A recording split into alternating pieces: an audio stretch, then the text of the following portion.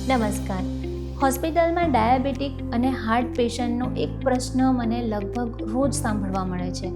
Doctor, મને diabetes છે, તો શું મારે રાઈસ કમ્પ્લીટલી બંધ કરી દેવા જોઈએ?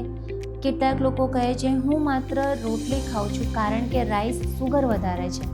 અને કેટલાક લોકો કહે છે ડૉક્ટર, હું ગુજરાતી છું, રાઈસ તો લેવો જ પડે.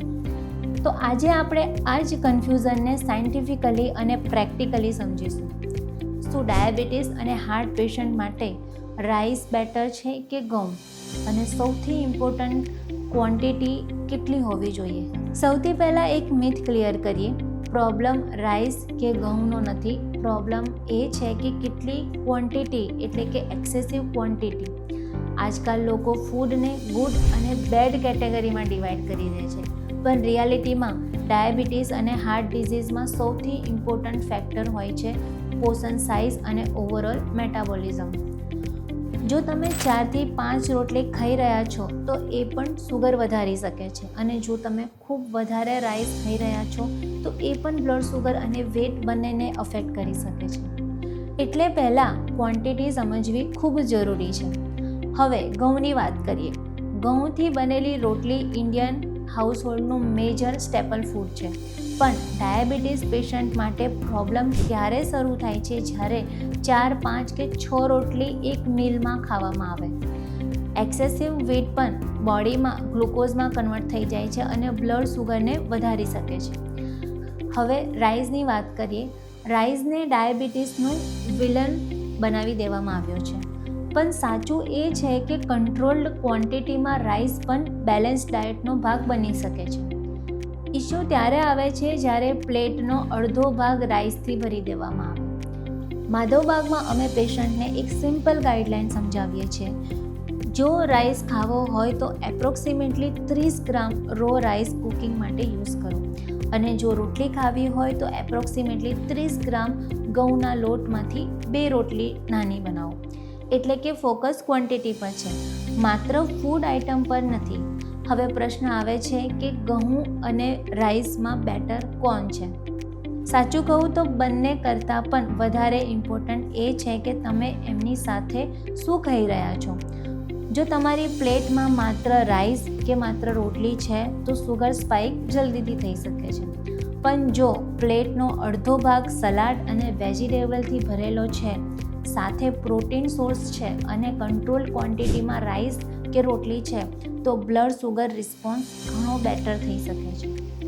હું પેશન્ટને એક સિમ્પલ ફોર્મ્યુલા બતાવું છું. પ્લેટનો અડધો ભાગ વેજીટેબલ્સ, 1 ભાગ પ્રોટીન અને માત્ર 1 ભાગ સિરિયલ્સ, ભલે ઘઉં હોય કે રાઈસ. આ અપ્રોચ ડાયાબિટીસ અને હાર્ટ હેલ્થ બંને માટે બેનિફિશિયલ બની શકે છે. હવે હાર્ટ પેશન્ટના પર્સપેક્ટિવથી જોઈએ તો એક બીજી વસ્તુ ઇમ્પોર્ટન્ટ છે કે આજે પ્રોબ્લેમ માત્ર સુગરની નથી. High triglyceride, obesity, fatty liver અને ઇન્સ્યુલિન રેઝિસ્ટન્સ પણ ઇક્વલી ઇમ્પોર્ટન્ટ છે. આ બધી કન્ડિશન ઓવર ઇટિંગથી વધારે ખરાબ થઈ શકે છે. એટલે હાર્ટ પેશન્ટે પણ પોર્શન કંટ્રોલ પર ફોકસ કરવો જોઈએ. આયુર્વેદ પણ ક્વોન્ટિટી અને ડાયજેશનને ખૂબ ઇમ્પોર્ટન્ટ આપે છે. આયુર્વેદ કહે છે કે માત્ર શું ખાવામાં આવી રહ્યું છે એ ઇમ્પોર્ટન્ટ નથી, પણ કેટલું ખાવામાં આવી રહ્યું છે એ પણ એટલું જ જરૂરી છે, અને કેટલું ડાયજેસ્ટ થઈ રહ્યું છે એ એના કરતાં પણ વધારે ઇમ્પોર્ટન્ટ છે.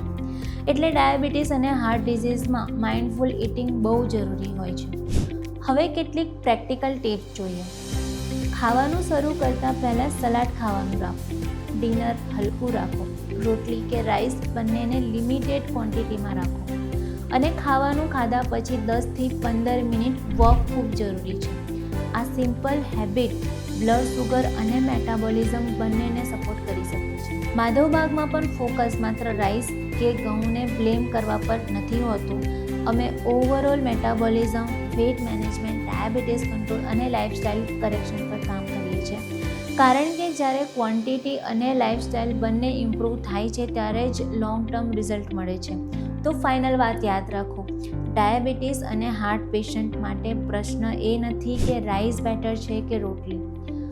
રિયલ પ્રશ્ન છે તમે કેટલું ખાઈ રહ્યા છો. કારણ કે એક્સેસિવ રાઈસ પણ પ્રોબ્લેમ કરી શકે છે અને એક્સેસિવ રોટલી પણ.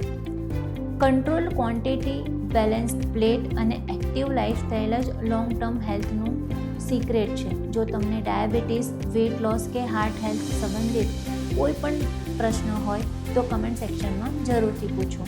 અને જો તમે પર્સનલાઇઝ ડાયટરી ગાઈડન્સ ઈચ્છતા હો તો તમારા નજીકના માધવબાગ ક્લિનિક કે હોસ્પિટલની મુલાકાત લો. ધન્યવાદ.